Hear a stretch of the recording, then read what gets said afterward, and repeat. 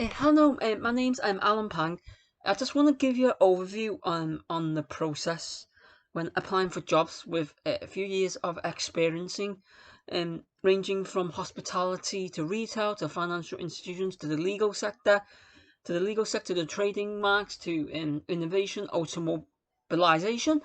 Um, I have learnt a lot of things about structuring your CV. With your CV, you need to have a personal profile, and the personal profile allows you to elaborate all your summaries together. Like, it demonstrates your key personal qualities and attributes and characteristics on which I believe that everybody's got in individual and got something to offer to the world, but they just need to be given this opportunity, as I believe that networking is important as well. For example, if you're applying for a retail job, the retail in terms of customer service, so demonstrate that you're able to support your customers, you're empathetic, you're able to provide high quality of service, and be able to gain the trust between you, the client, the customer, as well as selling your goods and products to a wide range of audience, which includes maybe the latte, coffee, and these are experiences which are gained during your internships or something like that. So you have to say that you have to use very persuasive language because as recruiters, okay, recruiters are selecting individuals based on their characteristics which match their job specification, their personal and the job description as well. But I believe that you need to offer a unique attribute that other candidates do not offer.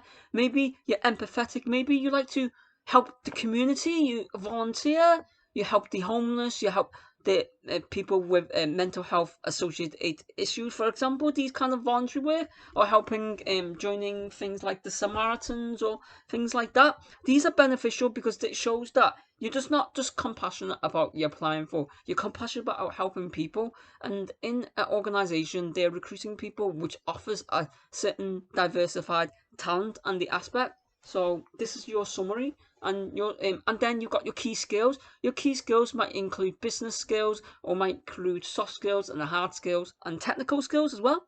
If you like me, having a mathematical background, I have analytical, quantitative, analytical mindset, being able to logically analyze information. Maybe interpersonal skills. Interpersonal skills basically built maybe from your past experiences, as well as from your past experiences, as well as from your academic institutions, and which you leverage a range of the, technical communication, leveraging between your tutors, your supervisors, your doctors, your lecturers, working with students, and using a range of vocabulary and terminologies to explain simplified scenario. Because in most organizations, you're asking to being able to convey your meaning and interpret your meaning in a quantitative and qualitative manner at the same time, which is for your audience. So you have to be adaptable and flexible. You have to have good time management skills as well, good business skills, good leadership qualities, great interpersonal relationship building, these attributes in sustainable relationships, because these values, these skills allows you to transfer onto other things at the same time. Like maybe when you're working for a financial institution, you have to have integrity, being able to have accountability to ownership, to not disclose any sensitive information to the business, adhering and compliant and aligning to all business practices and compliant to all policies and frameworks to reduce defamation and reputational damage to the institution as well as the organization. And one thing I've learned when applying for a job and doing the online assessment is basically your competencies and your situation judgmental assess has to align with the company values and the prospects. If they are looking for people with integrity, then most of the situation responses will act with integrity. So if they're asking you for the most definite response and the most will be, that means you're held accountable to being able to have your own responsibilities and identifying your own weaknesses. Not saying that you're not willing to convey with your line manager or your senior line manager on your own responsibilities and lives. So these are very important because Due to the most situational judgmental testers in organisations, ranging from retail to hospitality to financial to legal, they all adhere to the policies and the values of the organisation because they are trying to recruit people. So it's very important that not just tackling many, for example, graduate schemes, not tackling a lot of graduate schemes for mine and doing loads of tests. It's just tackling one and aligning to the values and the core values and researching the principles and the values that they got to offer in the organisation as well. These are important, and with these can be displayed from your technical skills, from your collaborative, quantitative, time management, decision making, analytical flexibility, team working, these kind of skills, and having good empathetic. So if you're working for a vulnerable sector, either customer, you have to gain trust. I think to gain trust between you and your colleague or your client or your stakeholders, you need to build these sustainable, effective relationships through your networking, and you're able to convey and interpret your meaning and understand emotional. Like, for example, working in vulnerable sectors where you engage with people with vulnerable complex health needs and diversity due to the neurological indifferences, and basically certain situations might arise and they might aggressive, and you've been able to stay calm when you're dealing with negative feedback and able to de-escalate these situations to reduce your organizations and exposures to reputational and financial damage. Like, for example, Barclays, where you have trust, respect, integrity, and aligning with the mindset of challenge, empower, and drive, and your commitment to continues to change and automate processes. And these are very important to adhere to at the same time.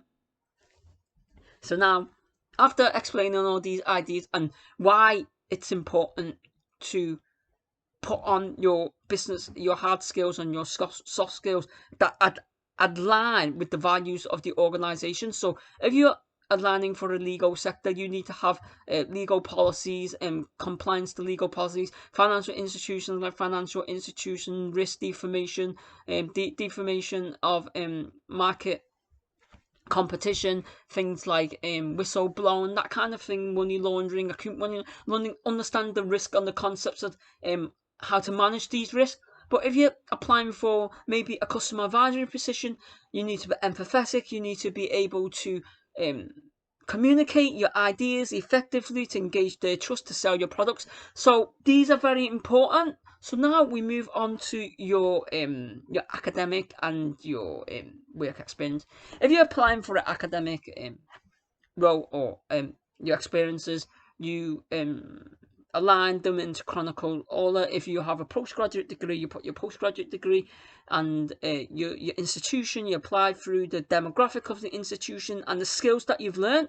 So if you learned skills of learning, like being able to effectively manage time, you can explain that maybe during your video interview or during your final interview, face-to-face interview, where you demonstrate these abilities. And most organizations have certain skills and competencies. Either these can be key capability and competencies, either these can be strength-based interview questions, or these might be skill-based interview questions. It depends on the role that you're applying for and the organization that you're applying for at the same time. So you would put if you have a PhD or you have a master's, put your PhD, then your master's, and then your master's, and then your bachelor's. But you have to put your modules you studied and maybe the core skills that you learn, maybe interpersonal, qualitative, communication, empathy. It depends on the role you're applying for, and then put them into hierarchical. And then if you have work experience, put in your work experience as well. Your work experience, maybe you might have work experience working in a coffee bar, working in a burger shop, working in a restaurant where you gain customer service.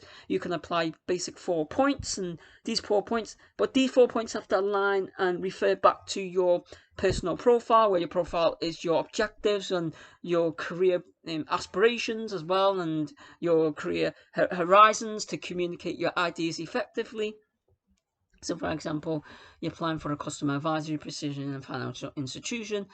like Barclays, you have to align to the core principles, and you have to understand their frameworks and how you align to these principles through technical customer obsession to interpersonal business skills, leadership skills, and managing risk in an environment when you're exposed to vulnerabilities, like for example having negative feedback when a customer is saying that they're dissatisfied maybe with the coffees you provided or the type of service you provided, and how you can reduce that exploitation and reputational damage by de-escalating skills by using alternative and adaptable and agile as well. Basically, adaptable and agile. So these are the things that you must understand. So after you've done that, you move on to your hobbies and your skills and your interests. Maybe you might like to help people, like voluntary. I am personally, I believe that in life that being able to support and give back to the community is very as important as being in an organisation that has previously supported people with complex health needs, and the exposures and the vulnerabilities that they're exposed to, and the challenging obstacles that they faced in navigating society, and the prejudice and stigmatization due to their neurodiversity or the certain physical inabilities that allows them to not be accepted in society. So I do help out the homeless and providing a bit of financial support and that kind of thing, or maybe you helping the trust and that kind of thing. So it's important. These are skills, these are voluntary skills as well as maybe having your hobbies and your passion. Your hobbies and passion might be music, your hobby and passion might be gardening, your hobby and passion might be technical skills that align with your principal skills. So you put this, mine is art, where I like to draw certain intrinsic objects and articulate very hyper realistic drawings, and this allows me to use my right hemisphere of my brain, and this right hemisphere of my brain allows me to hyper focus on extracting information, and this you've got some called transferable skills. These like having this whole, especially when you're working in a data analytical role with financial working in balance sheets and that kind of thing, you'd be interpreting mathematical data and statistics to analyze information. So this can be transcend onto, or maybe you got the musical talent where you've got the ability to innovate and um, produce high quality content of information, or content or quality of music, and this music's very important. This can be transcend with your initiation and innovation. So these are important. I think these are important, your hobbies and your interests, and maybe have a few references. These are either a personal reference or a documentational professional reference from a lecturer, professor, or doctor from a profound institution who's known you and been able to reference this as well. So but now once you sent your CV, make sure you proofread your CV and maybe go to your career service to get a second opinion, how to refine it and change it and make it, ensure it's a 2-page CV. So it's a high level summary and view of your overall self and what you've got to offer the organisation. So after you sent your CV to a recruiter, the recruiter will ensure that you match the personal profile. If you're applying for a graduate schemes, you will be submitted to online assessments, and these might be IOA, immersive online assessments, on which more organisations are using things like SHL and that kind of thing, and CAP affinity to ensure that their candidates match their specification. And then you have something called a scenario-based situational judgmental test as your first test, and this is very important. And I do understand from my experience as doing plenty and plenty of hundreds and hundreds of these SJTs that it's important that you really align with the values, the goals, and the aspirations as well. Basically, it's important that you align with the aspirational goals as well of what they actually want from you. For example, if they're asking for integrity, you have to demonstrate integrity within your responses. If they're asking for communication skills, you have to demonstrate this through your SJTs of the simple and realistic scenarios that you will be exposed to whilst being employed in that organization as well. for example, things like empower, and then you have to have their mindset and their strategic growth and their objectives. That's very important to understand a bit of background information before you tackle, because most of these SJTs undergo something called AI inspection, artificial intelligence, which analyze the data points on which you align to ensure you have the personality and approach and the ethics of the organization to be successful. And I do understand most candidates get rejected at the first stage of SJT, so it's important that you understand the values. For example, at Barclays, the values is empower, challenge, trust, and having the rise, basically respecting each customer client with the most diligence, acting in a diligence manner, adherence, integrity, accountable for your own actions, service, excellence, and delivery of service, that kind of thing. And some things like NatWest has improved innovator, credibility, collaborative nature, that kind of thing. These are the key capabilities, and this is very important that you match these kind of things. Or Lloyd's might be empower, trust, continue to challenge, support in terms of environmental and social governance, and with the 2050 reduction in global, so being green friendly, so having your approach. Or for example, auditing organizations like PwC, KPMG, or Ernst & Young have this kind of keeping things simple and building a better world. So these are very important. So once you tackle these might be having a few responses where you order things like what you would do most appropriately to least appropriately, and these get modified. And then next, then you might have like embedded mathematical numerical assessment, where, for example, where you're tackling things like HSBC, Lloyd's, and previous online assessments. There you have to analyze data, and you have to use your numerical ability to extract and decipher things. So things are going wrong, and I do hear that most people with SHL, the SHL is the verbal numerical reasoning test, being able to use things like deductive reasoning and that kind of thing to analyze information in a certain time. So I think the most important to remain calm, composed, diligent, and believe, having this positive aspiration that you can, because for example, one of the things involves like using a few percentages changes to an increase in percentage, or finding the original amount after something's been increased, and you can get quite diverged and delusioned, basically, and it might feel very complicated and a bit misinterpreted.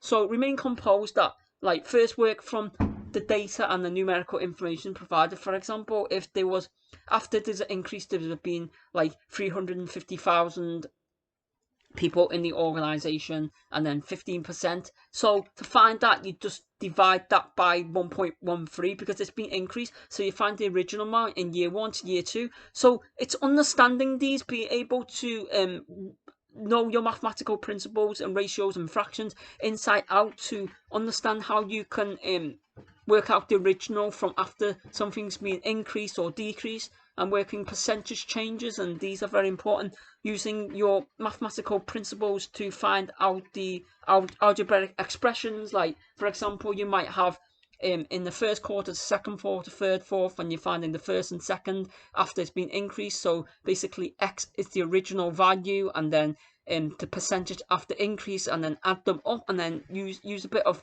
algebraic simplification to find the original value. So these are important to understand, and this is what I've learned. So having a calculator is important, as well as mentally, because if it's under time pressure, you will be exposed to a bit of anxiety, and because you're exposed to a bit of anxiety, you might not perform as well. And these are the experiences after applying to thousands and thousands of job applications, and I do understand how complicated that can be. So, and the next thing is, if you're successful after that, you will go through something called a video interview. But before the video interview, I may say numerical reasoning takes practice. Practice as much as you can and try and answer the questions in that time frame. For example, certain organisations like auditing, EY, PwC, or whatever, they tackle you in a certain time to answer information, and they use all these data points to decide which candidates are strongest to elevate and to progress to the next stage, like video interview. Or they use psychometrical tests. For example, PwC allows you to analyze certain information in a certain time, and applying these same principle concepts, I believe that you can still manage to pass and elevate and escalate or progress to the next stage. And I really wish you all good luck in this IOA assessment, because it is very, very challenging. So if you are successful, you move on to the video interview.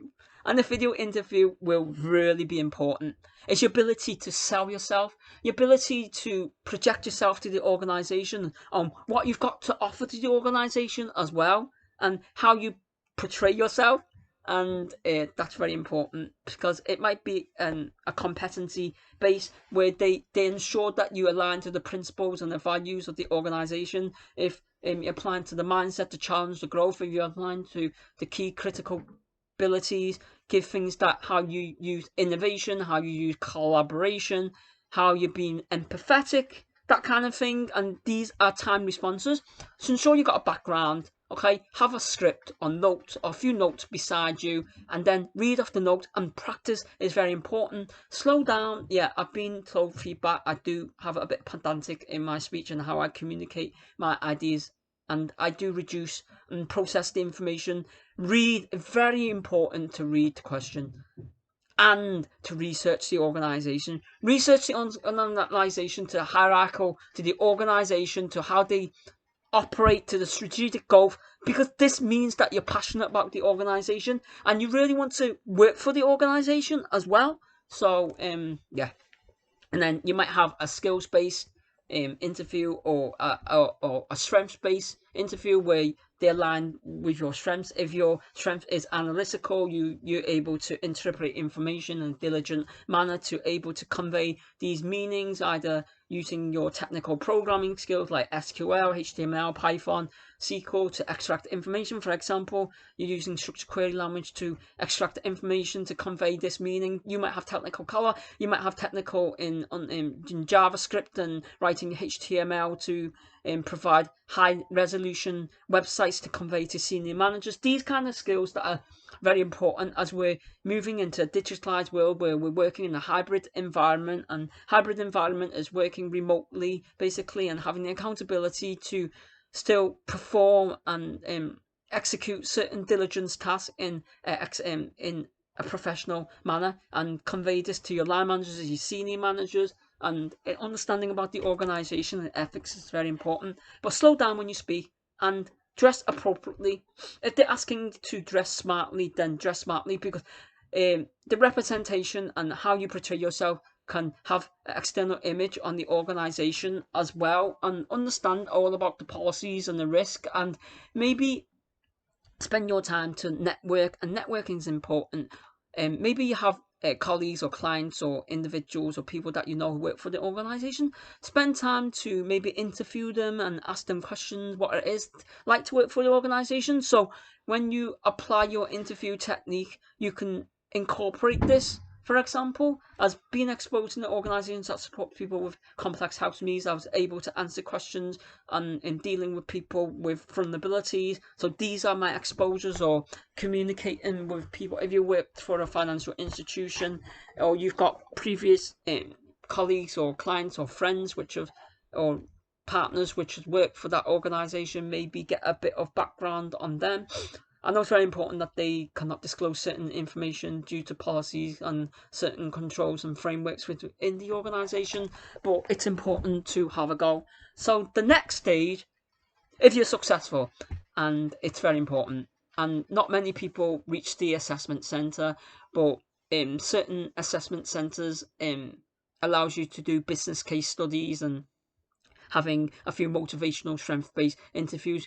become prepared for that and still sell yourself and still dress appropriately for that organization. Ask plenty of questions and be insightful. And having and feedback is very important. Either is a positive or negative. Either they reject you or accept you. Use this as a learning experience, because to this very present, I still understand where I'm going wrong, and I will identify my weaknesses and challenges.